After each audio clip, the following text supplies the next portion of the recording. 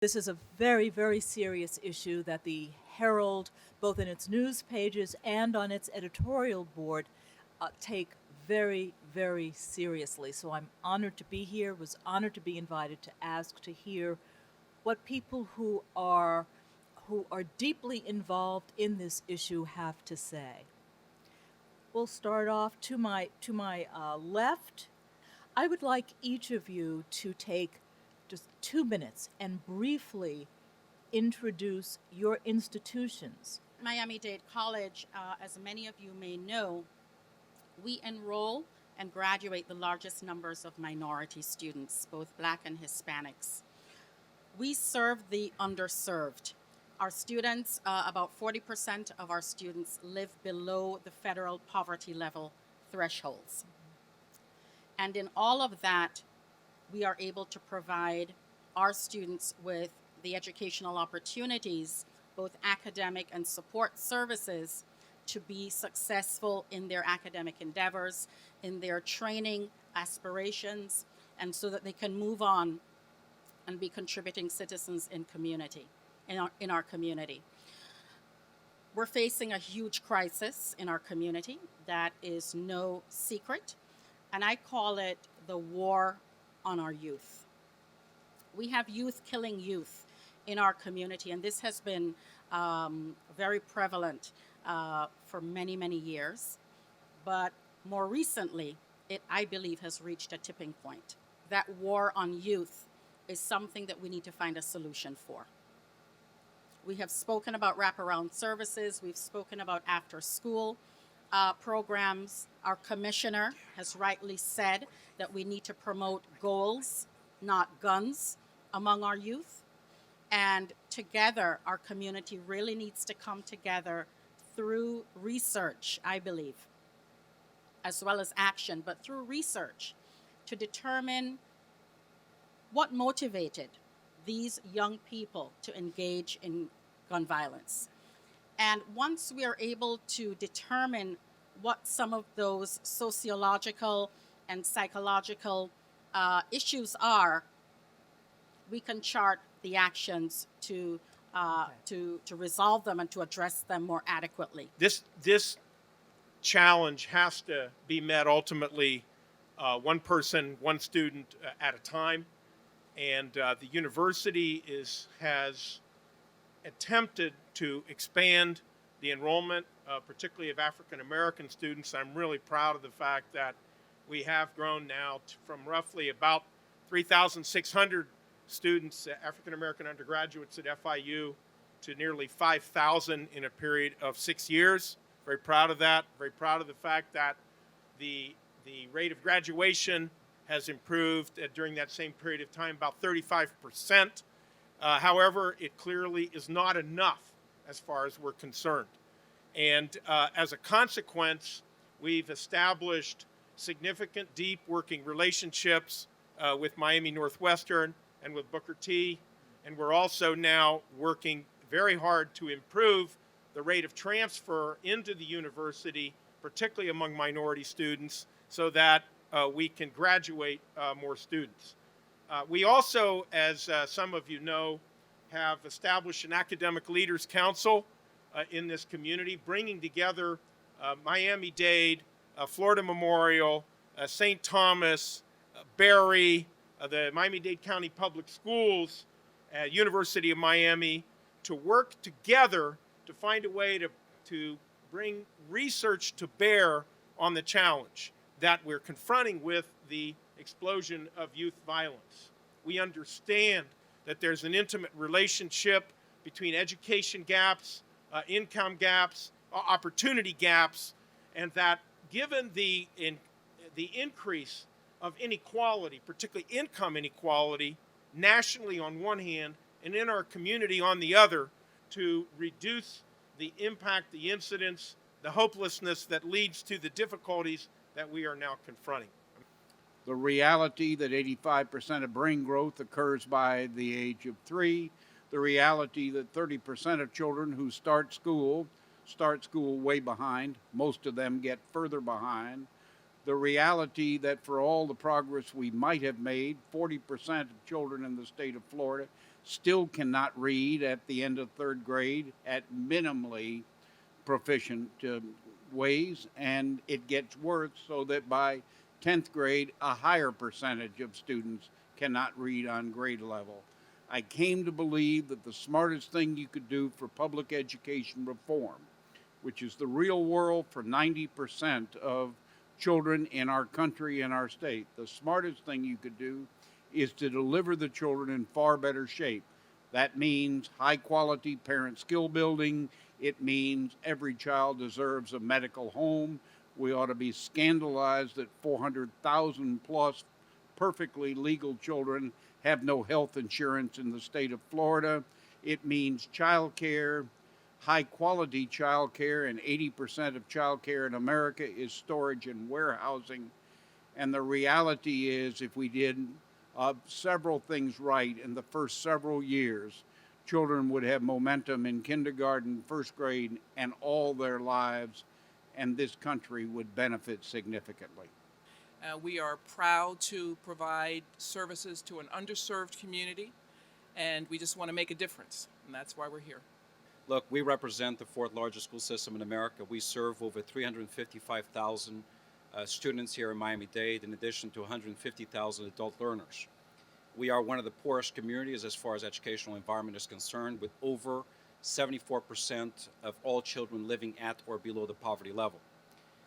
That needs to be taken into account within the context of the fact that 1 out of every 5 residents in our community lives at or below the poverty level. Out of 2.5 million people, over 500,000 live in that condition. And that's not saying much, because to meet that criteria, a family of 4 is earning about $23,000 per year. But the conditions get worse for kids. While the adults reflect 1/5 of the population, children as a whole, meaning all kids, not just school-age kids, represent over 30% of poor individuals in our community. They're not, however, equitably distributed across all zip codes. There are 20 zip codes in our community that account for the greatest levels of poverty. They are in the inner city, Overtown, Liberty City, jumps over, lands down south, Richmond Heights, certainly Homestead, and Florida City. As a school system, we're doing well, but need to continue to improve. Graduation rates higher than the state, graduation rates higher than Broward, than Hillsborough, and Orange.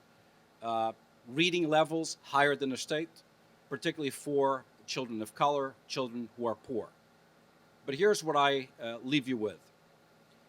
Inasmuch as many folks simply look at third grade reading proficiency as a predictor of things to come, and they say if we eliminate that issue, everything is resolved, they forget to account for what peer-reviewed research actually indicates, which is every single academic gap is preceded by an opportunity gap. And opportunity gaps lead to academic gaps, and academic gaps, if not addressed in time, lead to economic gaps.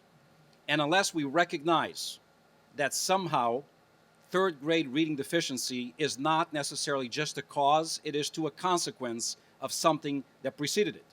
Broken zip codes, broken homes, underemployment, unemployment, high levels of poverty, high levels of crime in the neighborhoods where these kids grow up, often paralleled with low levels of healthcare, quality healthcare, from the womb to third grade. Detached families without the knowledge to know how to ask the important questions about how to help their children. So opportunity gaps are easily definable, lead to academic gaps, and those invariably, unfortunately in this community, lead to economic, generational, arresting economic gaps. That means that if your grandmother was poor, more than likely in this community, your mother was poor, more than likely you as a daughter are poor, and more than likely you'll give birth to a child who will be poor. That is shameful. Mm-hmm. I leave you with this. There is hope on the horizon. I gave you some statistics. Our graduation rate across the country continues to increase. NAEP data, the gold standard, #1 system in performance across the country. 2 reports back-to-back 1 week. One says that as far as reading is concerned, based on child trends, Miami-Dade, this made the Miami Herald, #1 in reading out of the largest 21 cities across America. And just a few days ago, Education Cities came up with the first index of equality, education equality, which measured 101 cities, 77,000 schools to determine which communities had the lowest achievement gap between poor and non-poor kids. Miami-Dade, number one in the country, particularly led by the cities of Miami and Hialeah, which account for 40% of all of our students. I'll leave it there at this point. I want to go back and talk about specific programs that all of you are either carrying out or supporting through your organizations that are specifically addressing gun violence. Now, we understand that gun violence clearly, as Alberto Cavallo said, is the effect of something else. So you may be addressing programs that are addressing that something else. Okay, so specifically addressing gun violence, but clearly from our viewpoint, the issue is to make sure we have more and better educational opportunities for individuals who live in low-income areas of our community. We understood that not every student is going to want to go to the university, but that they should be ready, they should be career ready. And essentially what we said was that we expect everyone to be college and career ready, and we established a presence underwritten by J.P. Morgan Chase and Miami-Dade County Public Schools, where we had full-time staff working with the teachers to improve the understanding of what it took to get into the university or what it took to get a full-time job. Really, what this was about was establishing high expectations for kids from low-income areas that may not have believed that they could or should be getting an advanced education, either through the state college or through a university experience. But we says, no, you should be, and we're going to work with you so that you have a better opportunity. And then as a consequence, we've gone from 5 students enrolled from Miami Senior Northwestern now to over 57 students enrolled. It's not enough. There have to be more. If I could just add to that in terms of complementing what Dr. Rosenberg just talked about in terms of the collaborations with Miami-Dade County Public Schools and the degree to which Miami-Dade College's 8 campuses throughout the county and our colleges, our college campuses are very close to the zip codes that have already been mentioned here. And so that collaboration with teachers, with parents, with principals, and in particular with students to instill in them a college-going mentality, a career aspiration mentality is what has been taking place through our campuses and in each of Miami-Dade County Public Schools, high schools. And so one of the things that I'd like to mention in particular is the very intentional and strategic immersion field trips that school students as early as elementary, middle, and high school are taking and coming into the college not just to tour the buildings and learn about building 1, building 2, building 3 at our campuses, but to truly be ingrained in career readiness.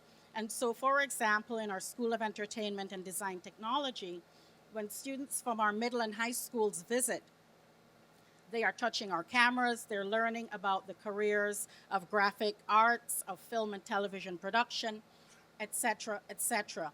We are being very intentional about introducing students very, very early to goals, Mr. Commissioner, goals that are attainable and that they can attain through a higher education right here in Dade County at Miami-Dade College.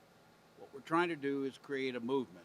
To understand the movement, you need to understand it's about every child. The same principles that raised my 5 children or Dr. Rosenberg's 2 children or Alberto Carvalho's 1 child and so forth and so on are the exact same principles for every one of the children in our school system and beyond. They all need the basics of health and education and nurturing and love, and the last one is critical. If you do not expect good things from people, from your own children, you won't get good things from this. This is about creating a movement for everyone's child. Parent skill building is critical in all of this. I start out with every premise that parents love their children. They want to do right by their children, but they frequently don't know. I think it's an American tragedy that an extraordinary number of children start school already figuring out they can't make it. If I am nervous and insecure at age 74 from time to time, and I am, I would say that's healthy. It's damned unhealthy for a 4, 5, or 6-year-old to already figure out he or she can't make it. So does this tie into gun violence? Absolutely. It all fits together. Well, at Liberty Academy, one of the things that was obvious for us when we selected this community was that it was an underserved community. And it's a community that you're serving the children, but you're also serving the parents. Because for us, gun violence is seen in terms of, a child, and this has all happened within the last 10 years, of course. One of the child's father was murdered. Just last month, one of my staff, her 25-year-old son was shot dead 2 blocks from his home. So we see it every day. The important thing that we can do at this level, because the children are so young, a lot of times their parents and grandmothers are too, to me, is to offer a safe haven, a beautiful, clean facility, high quality and committed teachers. We partner with organizations that are absolutely committed to serving our community. The Children's Trust has a wonderful program which is called Quality Counts, which allows our teachers to take classes for free. The training is free. So we use as much as we can from our community to empower our teachers, to provide programs like Early Head Start, which addresses the needs of infants, 1 and 2-year-olds, and a very holistic approach, working with the families, making sure the children come to school. If the mother's having problems with transportation or living arrangements, the family advocates from the Early Learning Coalition support these moms to help them get the services they need in the community. We just partner with folks, the Miami Children's Initiative. We use as much as we can the resources that we have to provide outstanding services to our families. A child's first teacher is reflected in the types of parenting skills that you expect a caretaker, usually the father, the mother, grandparents, to provide. That's just non-existent in many communities in Miami-Dade. So we need to step in as the caretaker, and that's why we developed, going back to 2008, my first year as superintendent, the Parent Academy, providing skill set in terms of empowering parents with information that will help them guide best decision making for their kids. The second level is really to empower the parents through workforce training, to have them skilled with the opportunity to land a job through the career technical programs that we offer. And third, information really on helping parents perfect and improve their personal and civic adequacies. Know how to vote, know how to register, know how to do your taxes, opening a bank account, etc. I want to go back to something you asked some of the other folks. What are we doing specific to gun violence? I think we know the statistics. Over 60 kids shot in Miami-Dade over the past 12 months, over 30 killed by now, 2 killed within hours within the past 24. Unacceptable. We know exactly where this is happening. It's happening specifically in about 20 zip codes in our community. And sadly, we also know that a lot of the perpetrators are young people themselves. But somebody's empowering them with weapons. They're not going to the pawn shop and buying the guns themselves. Right. They're having access to the guns. Somebody ought to ask the question, why is that? Well, because it's more difficult to prosecute a young person than an adult. They're doing the drug business for the adults. So we as a school system decided, first in the nation, to absolutely eliminate outdoor suspensions. I had to fight, in some instances, teachers, certain communities, because they said, wait a second, we don't want those kids who are highly disruptive in school. And I agree. But we should not be putting them on the street either. We are punishing the parents, punishing law enforcement, increasing crime, and giving the kids a vacation. So we created success centers, hired 64 additional counselors to address the root cause of the problems facing these kids, to address their social issues, their mental health issues. Prevention. Keep kids engaged. If you allow them to become bored, somebody is going to recruit them towards something bad. Second, intervention. So we can prevent by keeping them engaged. Some are on the edge or have already fallen. And for those, we need to intervene. The root causes of these violent acts. We're identifying the top tier of most vulnerable kids in our community. And we're going to be deliberate, not just assigning a couple of dozen of mentors to these kids. We need to do it by the thousands as a community effort and a community commitment. Intervention. Next, enforcement. There are some who are committing crimes, and when they commit crimes, sadly, if you take a gun in your hands and you shoot somebody, there's got to be enforcement across the board. They need to be arrested, they need to be prosecuted.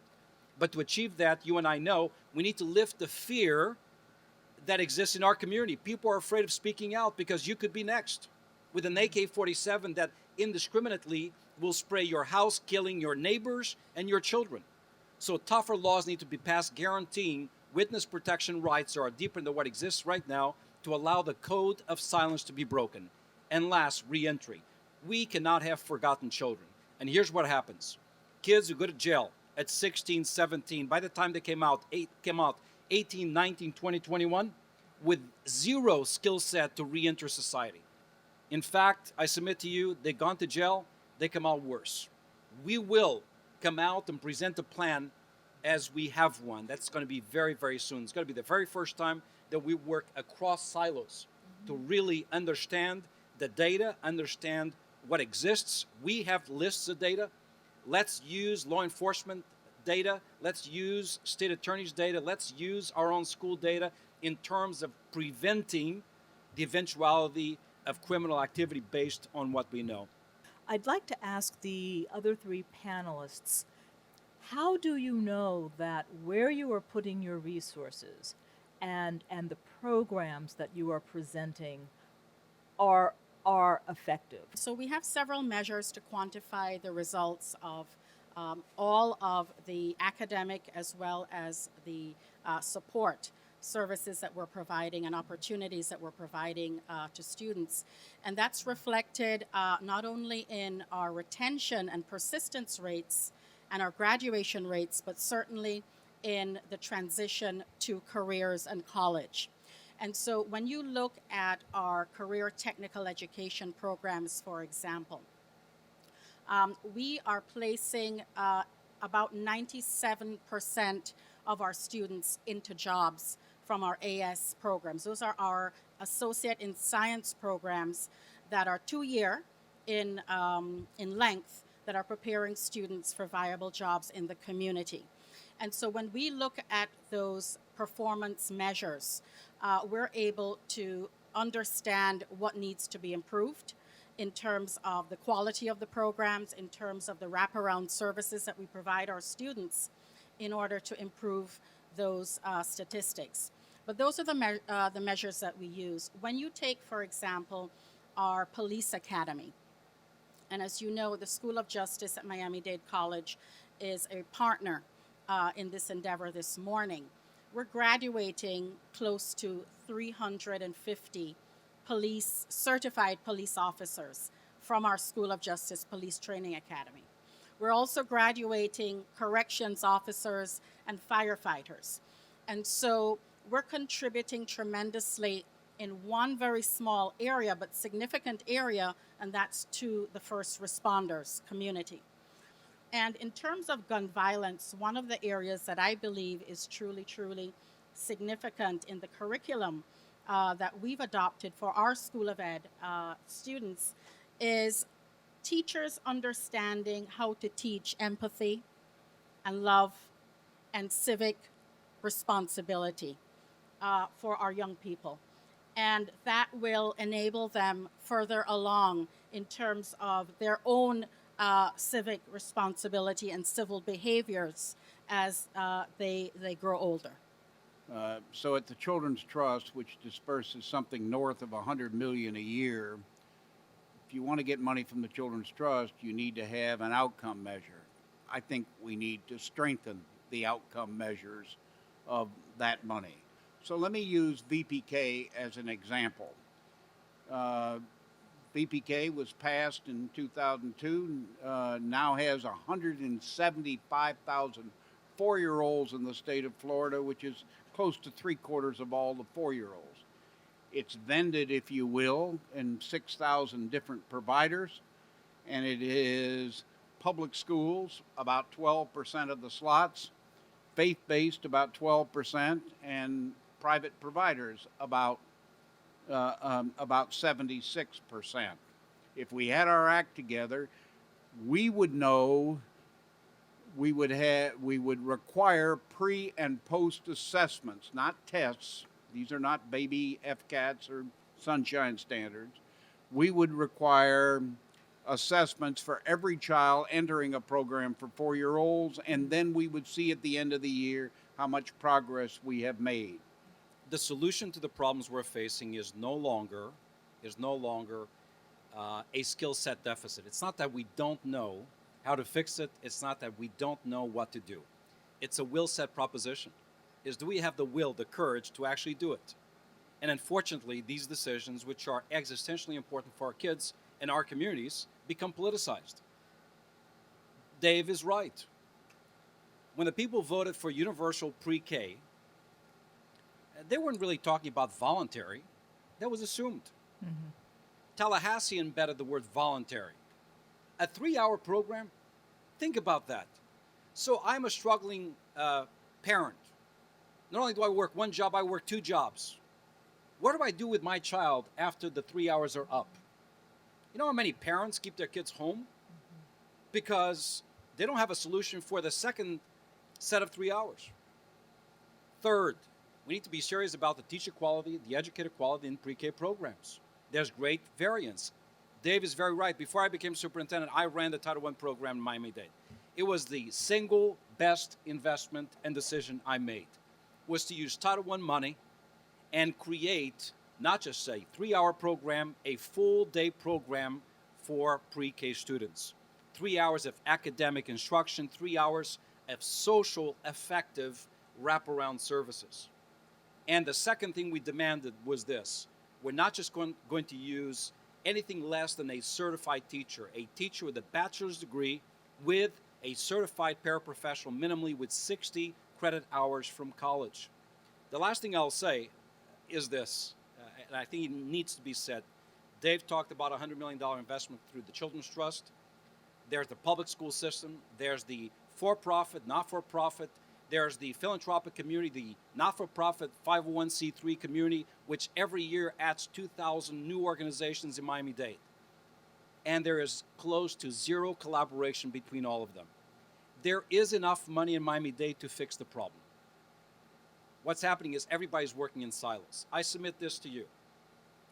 If other levels of government were working as collaboratively as the educational leaders are, we would be much farther down the road in terms of addressing the problem. After all, just a few years ago, graduation rates in Miami were 60%. Now, they are close to 80 and above the state of Florida. Not just for some kids. African Americans, Hispanic kids, non-Hispanic white outperform their wealthier counterparts across the state. 4th year in a row because of the partnership with FIU and Miami-Dade College. Because of these levels of partnership, because I do not take a step without consulting with my academic partners. I bring college professors to inner city schools via dual enrollment. And we not just doubled or tripled, 40 times more students are taking those courses at Booker T, at Central, at Edison, and Northwestern than they were back in 2008. Mm-hmm. We need to do the same thing from the womb to pre-K. Those precious years where we gain or we lose kids. I say it all the time, and I close here. If you want to increase graduation rates and guarantee social mobility and economic mobility for the young adults, invest aggressively, strategically in the early developmental years. If we want to fix this, let's start from the moment they're born, cuddling the parents, providing them support, creating workforce opportunities for them, educating their kids, developing communities smartly, meaning if you want to build structures, have a county and municipal demands that structures go up with mandated high-quality child care on the grounds. So kids are educated, they feel safe as they grow up. That's what smart communities do. That's what Finland does. That's why they are number one in the world in terms of reading and mathematics. So we like to point to them, but we refuse to do what they do to get the same results. Very good. I think this is really an opportunity for a community to come together and become much more politically vocal and politically active in that way, paying attention to where and how our lawmakers are failing us and failing our quality of life here. Just very briefly, just closing statements. Go I'll ahead. give you one thought. There Yeah. was a book written about 10, 12 years ago called What's the Matter with Kansas? The book is written by a man named Thomas Franks, who is a well-known writer, thinker in this country. And it is a book whose thesis is about people voting against their own interests. But instead, we're a highly fragmented people, seemingly more fragmented than ever as we go through these angry culture wars, etc., in this country. We need more people doing things together if we want real change. And I would hasten to add, as a reader of history, I don't think you can name me one moment of progress in social history in the history of the world that was not accompanied by pushing and shoving. I'm not talking about violence.